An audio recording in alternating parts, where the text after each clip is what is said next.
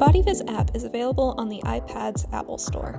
The app is essentially a light version of the BodyViz desktop, with many of the same modes and functions. Upon opening the app for the first time, there are 4 studies that are free to view without an account. However, if your school has purchased BodyViz Sync through the BodyViz sales team, you have an account and can log in to see all the studies that have been added.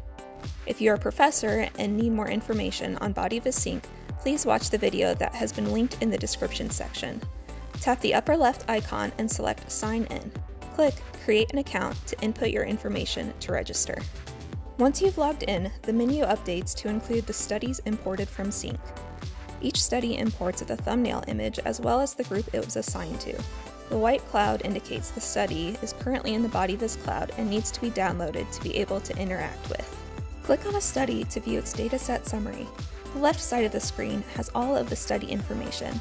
The right side is a preview of the radiological slice images. At the bottom, we can see the file size. Clicking Download will allow you to load the study on the iPad. A blue circle and check mark on the thumbnail image indicates that the study is ready to use. The bottom panel now has the options of Volume, Slices, and Delete.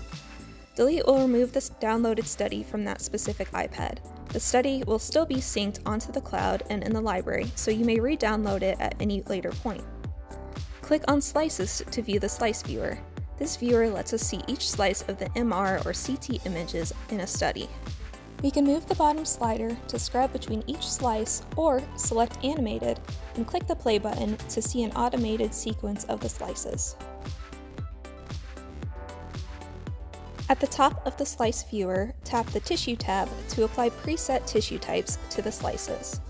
Selecting Color from the tab provides a variety of coloring options. Selecting Done in the top left corner goes back to the dataset summary page. The Volume option renders the slices into 3D. Recall that volume means an object is taking up room in 3 dimensions. When the study loads, the view of the volume is from the very first slice in the scan. To rotate the volume around the touchscreen, drag 1 finger. To zoom in and out of the volume, use 2 fingers in a pinching motion. 2 fingers dragging on the screen pans the volume. In the lower left corner, there are several anatomical directions to select and view. Click on the box to open the panel and practice selecting various planes to see how it orients the volume. The first mode is Tissue mode. At the bottom of the screen, there are several preset tissues to choose from. The presets have general names that suggest what types of structures may be visible. Create a custom tissue range by selecting Precision in the lower left. Move the upper and lower bounds to filter out different tissue densities. Dragging the orbs to the right filters out soft tissues so dense structures remain. Sliding the orbs to the left reveals soft tissue like skin and fat. Selecting Color from the upper tab goes to Color mode. Like the slice viewer, we can change our color options and even reverse our colors in the negative. Tapping the Clip tab takes us to Clipping mode. Clipping mode is the virtual dissection mode that allows you to view internal anatomy and isolate structures. The inferior plane is selected in blue, as shown on the bottom panel. Tap it and select other sides of the cube to alternate the starting location.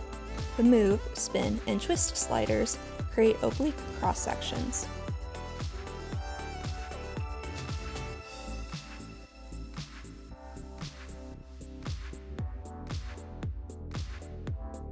There's also the option to change the plane's color. We can turn the plane on or off, and the toggle for Mode Always On is an important one. If we switch modes, clipping planes are turned off by default. To see the clip in the other modes, toggle Mode Always On to On. We can create a single plane for each of the 6 orthogonal sides of our cube. The last tab is Settings. There is an option to enable or disable bounding box and also change the background color. The background noise, dynamic resolution, and dynamic quality are all additional render settings that can be changed to meet your iPad's abilities. Try changing these settings to get the best visualization possible for your device. Annotation mode is not a current feature of the iPad app. However, check back soon for an update from the BodyViz team. In the meantime, we have a workaround that involves taking a screenshot. Some studies may include already annotated structures. To see these, Tap on the paper icon in the top right corner. You'll want to include these labels in your screenshot. If the icon is grayed out, the study does not have any annotations. To take a screenshot of our study, simultaneously press down on the iPad's home button and the power button. A capture is taken and a preview of it is in the left corner. Tap it to open the screenshot. Alternatively, you can open the screenshot in your iPad's camera roll. At the bottom of the screen, there are several markup options to draw and write on the picture. If you're working from an older iPad, your markup tools might be elsewhere. You can use the pen tool to draw a line and label structures. There is also a text option if you prefer to type out the label, as well as an arrow option for a clean leader line. By selecting Done in the upper left corner, the image is saved to the iPad's camera roll. The BodyViz app makes it easy to manipulate and edit 3D rendered anatomy anywhere you go.